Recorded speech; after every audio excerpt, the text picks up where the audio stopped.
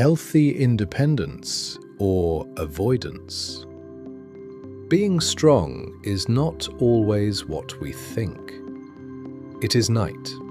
Not a night of crisis, just an ordinary night of heaviness in the chest. He is alone, not because no one exists, but because he has not called anyone. The phone rests on the table.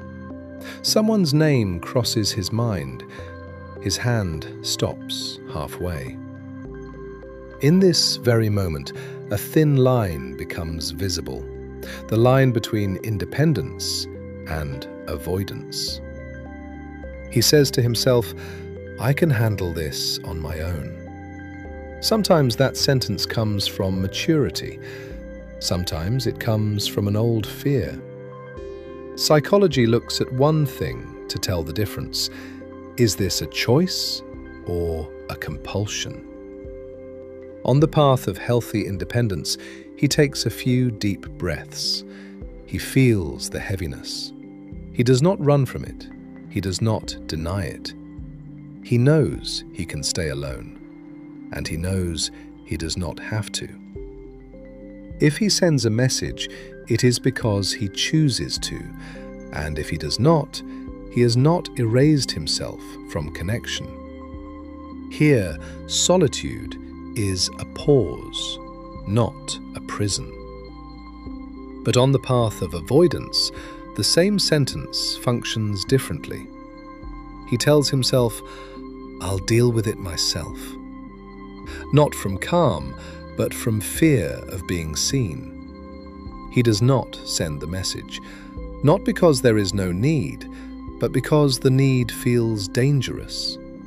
In avoidance, distance feels safer than closeness.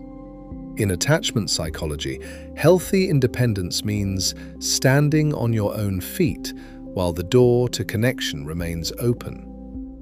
Avoidance means standing on your own feet with the doors closed. They look similar, but one breathes, the other holds its breath. He looks at his phone again. Part of him wants someone to know he is not okay, and at the same time, he fears appearing needy. This is exactly where avoidance is born, when need becomes entangled with shame. In healthy independence, asking for help is not humiliating. It does not create debt. It does not create disgrace. But in avoidance, asking for help becomes the last resort, and even then, it is accompanied by withdrawal. Research shows that healthy independence grows from internal security. Avoidance often grows from repeated experiences of being alone in need. That is why avoidance often renames itself strength. In the end, he understands, maybe I wasn't truly independent.